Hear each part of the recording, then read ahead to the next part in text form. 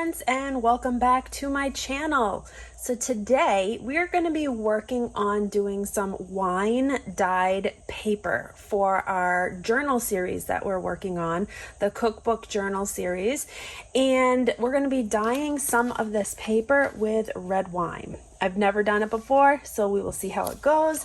So if you're new to my channel and you want to see more, make sure you hit that subscribe button down below. Give this video a big thumbs up and check out some of my other videos. I will also link the first two videos that go along in this series, that was doing the cover of the binder that we're journaling and the inside flaps. All right, so let's get started. Okay, really quickly, I want to go over what we're going to be dyeing. And I grabbed a few different papers. I've been kind of like collecting things here and there. If you aren't familiar with my channel, I also run a vintage Etsy shop, and I have tons of vintage items in there, a lot of home goods, a lot of kitchen items, but I also do a lot of crafting stuff as well, and I've basically done a lot of crafting stuff on my channel for many years. I'm always collecting things and, you know, looking for new things that I can do either DIYs with or that I can put in my Etsy shop. So whenever I find vintage paper or anything like that, I try to grab it. So this is just some vintage lined paper. It came out of this really cool old executive notebook right here. I just thought it was really cool. It's definitely an old one. It's from Kansas City, Missouri. So I liked the size of this one. And so I grabbed a couple sheets out of there that we're going to try dyeing. And I left the little tabs on the top up here. Also, I had some lined, it was a daily timesheet that I found. And I liked the idea of using some of this paper in our recipe journal or cookbook journal. So I did pick a couple of these pages out. Now, I wasn't sure how these were bound in that notebook, but I think they were only bound single page and then glued single page. So I was only able to get like an 8.5 by 11 inch sheet like this, which is fine. Also, I have some paper doilies, and you can get these at the Dollar Tree or the dollar store. I just happen to have a couple on hand. So I'm going to do a few different sizes. And then I have a poster board. Now, not sure how this is going to dye, only because it is thicker. And you can see it does have kind of like a sheen to it. One side is more matte, the other one is definitely more satin. So we'll do one of these and see how that turns out. Also, I grabbed a couple pieces of my paper that I use when I do my packing and shipping, when I ship out things from my Etsy store. So if you're interested in checking out my Etsy store, I will put the link below for that as well. I have lots of stuff. Lots of new things are going to be added. I usually try to add at least 5 new items every day. I think I have close to 700 items in my store right now, and everything is vintage. Me and my husband go and do a lot of estate sales. We do a lot of thrifting. We do a lot of treasure hunting down here in southwestern Florida. I feel like there's an abundance of vintage goods down here. That's kind of why I decided to do this down here. I just love vintage anyhow. So anyhow, I do a lot of packing and shipping every single day. So this is just packing and shipping paper. Most of the time I crumple this up and put it in my packages for you know, support and padding. So I'm gonna do a few pages. Actually, these are really big sheets. Normally they're this big, but I cut them in half because I definitely don't need anything that big. So I think I'm gonna do about 4 sheets of those, maybe a little more. I forget how many I have, maybe 8.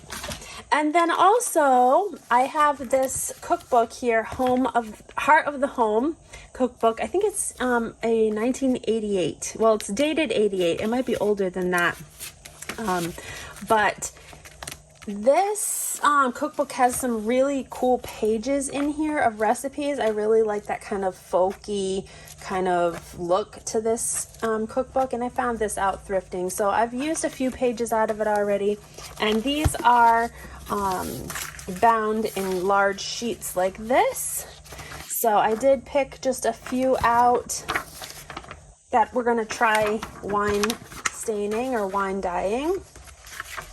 And these will go in our journal as well. So you can do any kind of paper you want. I might even try a couple of fabric squares. Like I said, I've never done any wine dyeing before, so we'll see how it goes. Just for reference, I'm going to show you what I'm going to be using. Honestly, any dark red wine will do. We used to have a wine cooler at our old house in New York, and we had a ton of wine. We just don't have the room for it anymore. It's been sitting, so a lot of it we either need to drink or dump or use for something. So that's why I'm using this one right here. But again, it's just a dark cab.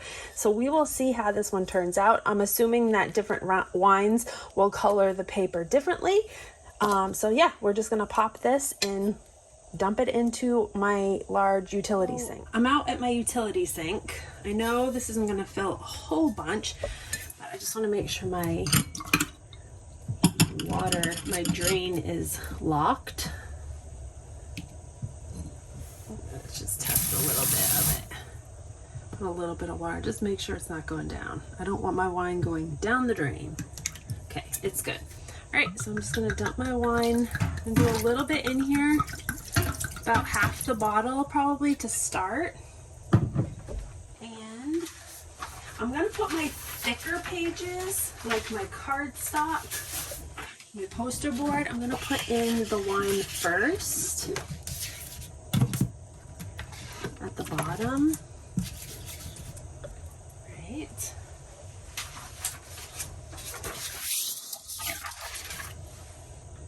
Pour some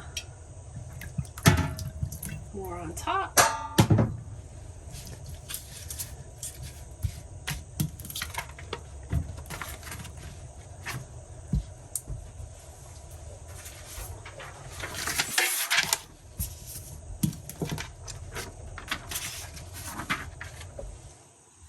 Pouring kind of in layers.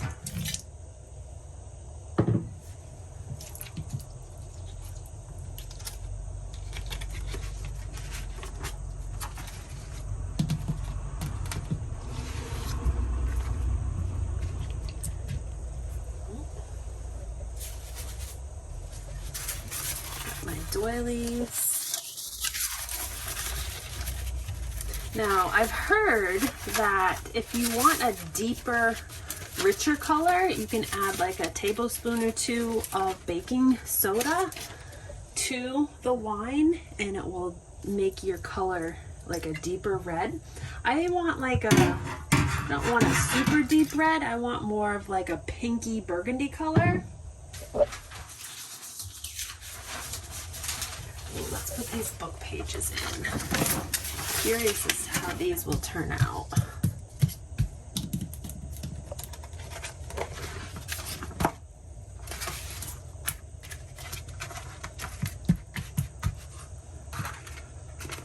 These are curling slightly.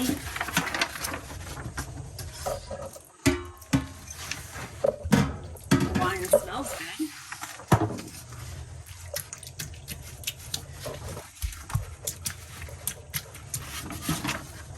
And you can use just a cheap bottle of wine. Like I said, I'm just using up what we had because it's not great, like the best wine anyhow, and we had so much of it. This is pretty thin, so we'll see how this one does.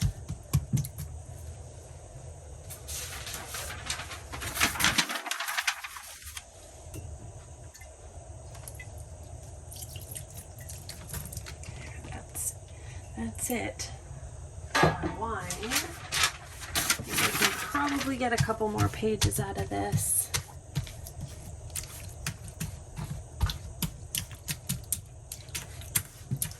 Trying to get all the edges covered. These are my last few pages here.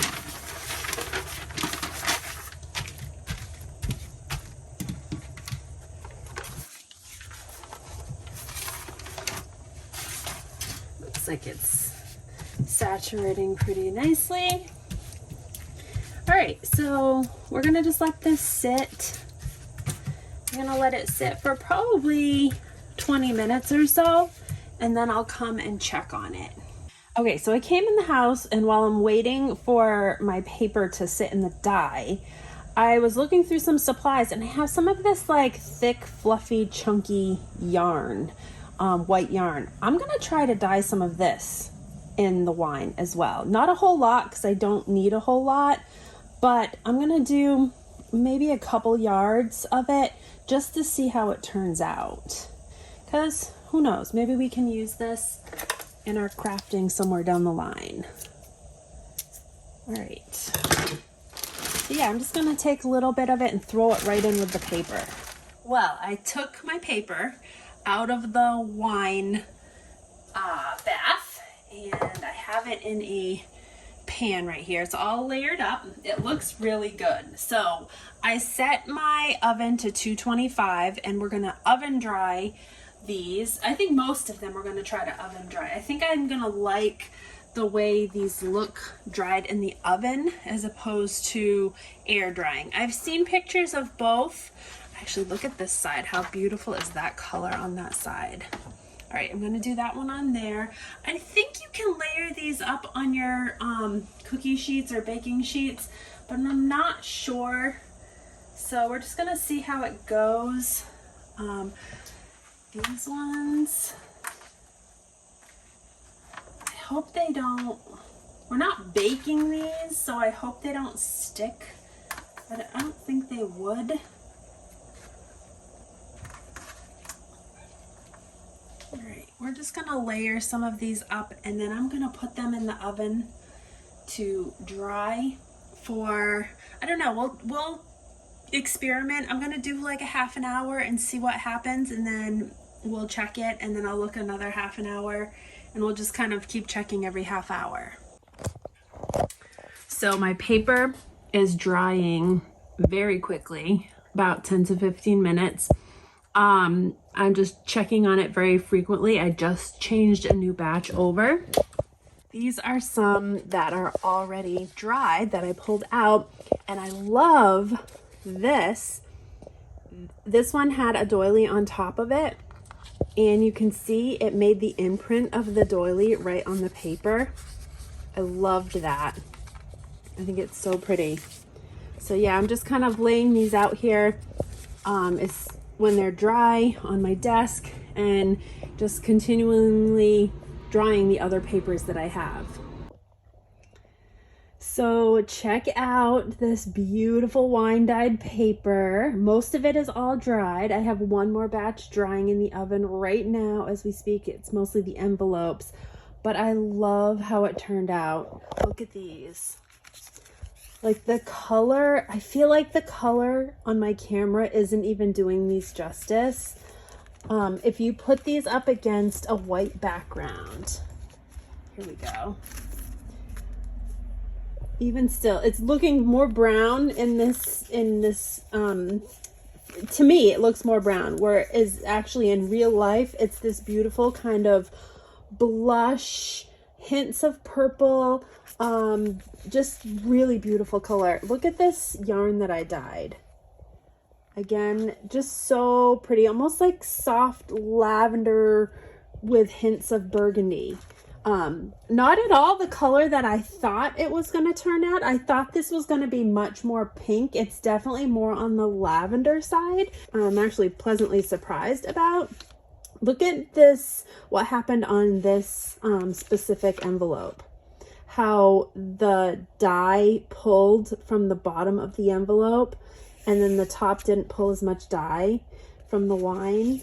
I just think that's such a cool effect. This is nothing that I did on purpose. It was just how it was sitting in the pan that I had the other items in. So I think this portion sat in the wine longer than this top portion, but that came out so, so pretty.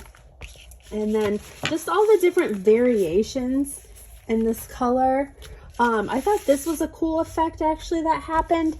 These lined paper pieces, they lost their lines, so the lines aren't there anymore, but it pulled the print from the doilies that were sitting on top of it. I just thought that that was such a cool effect as well. This one, it did slightly from one side, which this might be really pretty to like fold this side down and use as like a flap or a pocket. But I love how these turned out. Some of them didn't pick up the color as much as I thought. And again, I feel like it's not coming off on video as bright as it is in real life. Like this one right here, for some reason, this still on camera looks white, where in actuality, it's definitely not white. It definitely has a lavender tone to it. But like these large pieces of the book, it kind of pulled certain areas. I think maybe if I left it in the wine a little bit longer, it would have dyed a little bit darker, but that's fine. I love all the different variations. You can kind of see, you can see it better up there. And then this heavy cardstock actually is like a nice, almost blush pink color. So that one, oh, much pinkier on that side. But look at all the different effects. It's almost like spurts of purple with pink. I don't know, definitely really cool. I think if I did it again, I would add the baking soda to the wine, because I've heard that the baking soda helps change the acidity and it will allow the paper to absorb the color a little bit better. So these are the envelopes. The envelopes actually pulled that purpley burgundy color really nicely. This one is nice and dark. Both of those are nice. These papers right here were funny.